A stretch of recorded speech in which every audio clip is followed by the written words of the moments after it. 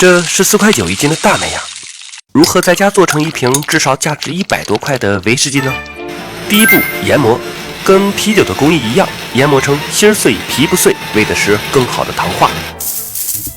第二步，糖化，先将7升的水烧开，然后降至78度左右，再倒入2.3公斤研磨好的麦芽，搅拌均匀后，温度大约68度左右，这个温度保持3个小时就是糖化。第三步，过滤。这一步和做啤酒也一样，为的是把糖化好的麦汁过滤出来。最终2.3公斤大麦芽，7升的水过滤出5.5升含糖量19%的麦芽汁。接下来晾凉至常温。第四步，加酵母。跟啤酒的酵母有所不同，价格贵了很多，是威士忌专用酵母。最后搅拌均匀，安装单向排气阀，等待发酵。第五步，发酵。做酒最喜欢的就是这个声音，大约24度的环境，第2天就开始剧烈发酵，10天左右的时间发酵结束。第六步，蒸馏。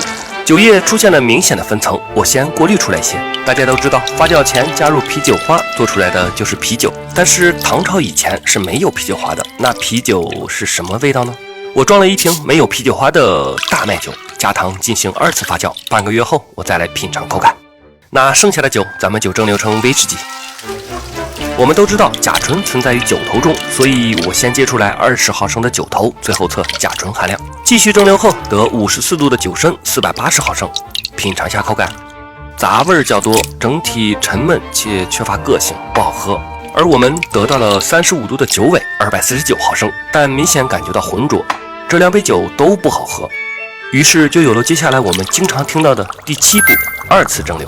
把第1次蒸馏的酒身和酒尾倒入蒸馏器中，开火再次蒸馏，就是2次蒸馏，也有3次甚至更多次的蒸馏。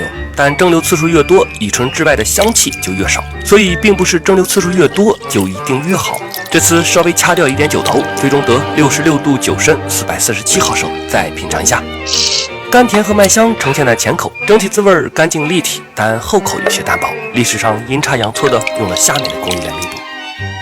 第8步，木桶陈放。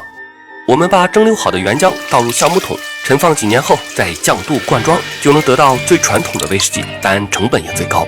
后来有了一种类似的做法，就是酒中放入橡木片或珠，来模拟酒液提取木桶香气和滋味的过程，成本降低了10来倍。理论上这2种都是酒液浸泡出烘烤木材的一些滋味，来增加酒的口感。所以我购买了同一木材的2种产品，并计算了2者的表面积，让酒液泡到木材的面积相同，这样开封时候的口感对比就更有说服力了。但这2种方式下来，时间成本其实都很高。